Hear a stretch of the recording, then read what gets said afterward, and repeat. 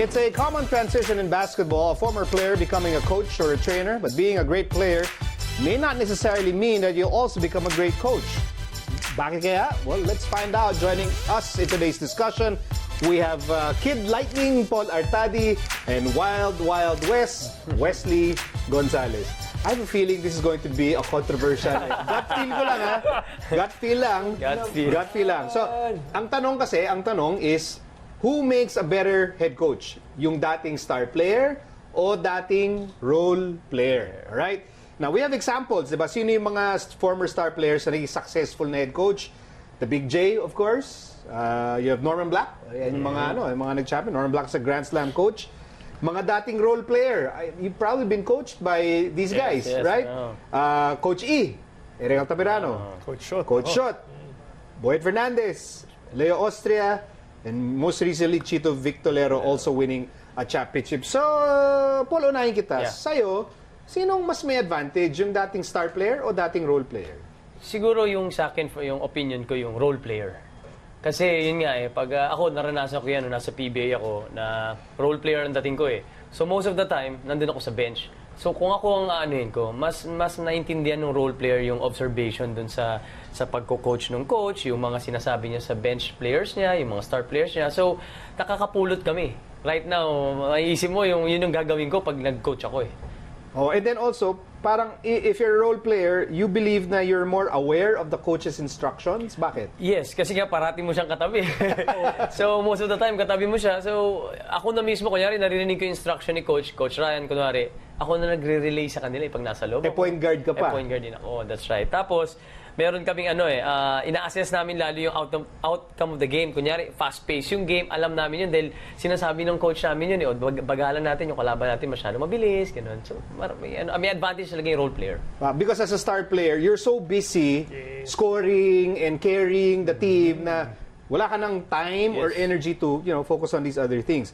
Wesley, ikaw, para sa'yo, who has the advantage in becoming a winning coach? The former star player, former role player? Former role player, for me. Kasi, yun nga parang, as Paul said, parang mas marami kang time to observe from the outside. Miski nandun ka sa loob ng team, you're still watching your teammates play. So, yung time mo dun sa bench, parang yun dun nagiging fruitful or parang you see the bigger picture of of the game. Kasi parang you're one step away from the game. You're not playing. So, yung oras mo, para mas na-appreciate mo yung game as a whole. So, I'm intrigued by your second reason kasi sasabihin mo ngayon na mas marami kang time pag role player ka to be curious about being a coach, about managing a team, ganyan. Ano ba? Kasi nga, dahil mong time mag-isip dun sa bench.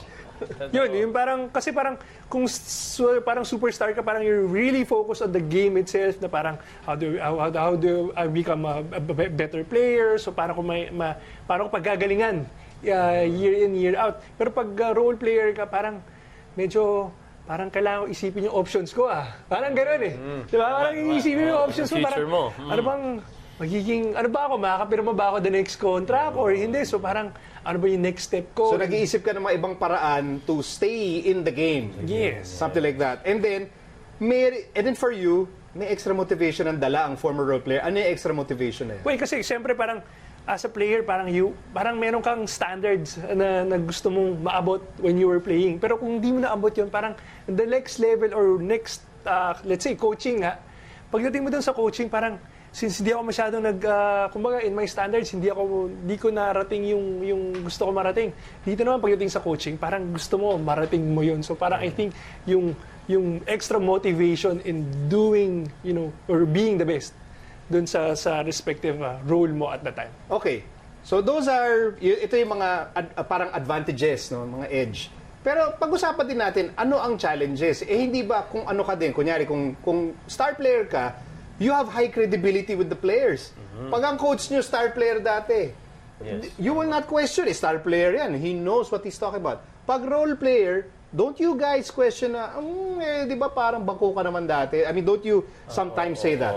Well, siguro, right now, college. Right now, nag-assistant coach pala ako sa UE Red Warriors. So, ako, I'm proud na, even though na role player lang ang dating ko sa PBA, di-appreciate pa rin nila ako. Kasi galing ako ng UE. Teka, sandali lang. Alamat to sa UE. Yeah, so, yeah. Di ba, Wes? Alamat to May statwa yun sa iyo.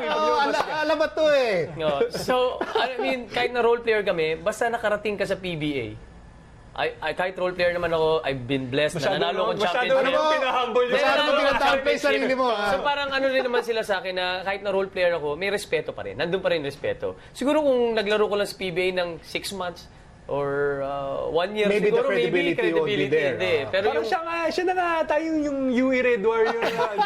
Hindi. Kalbo to eh.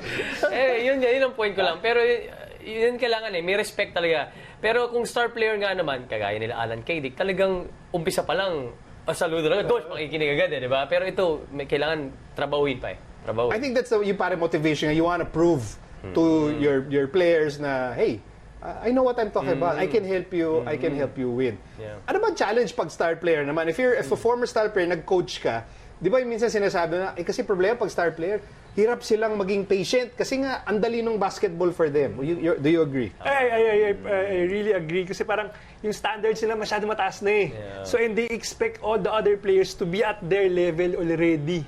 Without, parang sobrang konting instructions lang tapos gusto nila kuha ka agad. Pero syempre iba-iba yung level nung player. So for me yung being a superstar parang medyo may may downside din. Parang may hirap nga na minsan, parang tingin mo dun sa, ang bagal naman na itong player na to. Is that why you're not coaching? Kasi mahirapan ka? Hindi nga ako superstar.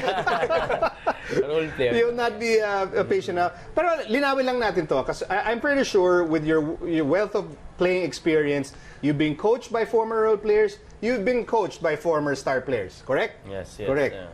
Hindi natin sinasabi na just because sinabi ni Paul at ni Wes na pag former role player, sila lang yung maging success. You can succeed whether you're a former Yeah. star player or a former Amen. role player. So it's, in the end, nasa sayo din yun. Tama ba? Tama Yes. ba, Paul? Tama. Nasa sa'yo rin talaga yan. Tsaka syempre, ang Diyos pa rin ang magbe-bless sa'yo eh. Di ba? It's up to Him na kung kahit star player ka, bigyan ka ng championship, you're blessed eh. Di ba? So, hindi natin hawak yun. Wes? I think it's more of the the management style of the coach as a coach, not as a role player or a superstar before. So yung kung paano niya i-gather yung team niya, how to handle people, how to handle their ego, the players' egos. I think that's more important than just being a role player and or a superstar.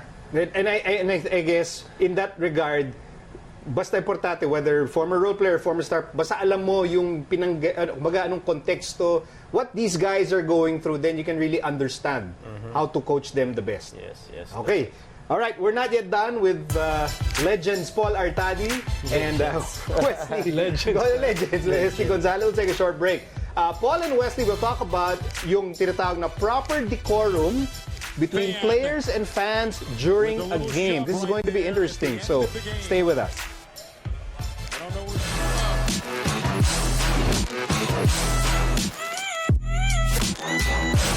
Thank you for watching The Score. Don't forget to subscribe to ABS-CBN Sports YouTube channel to be updated with the latest games.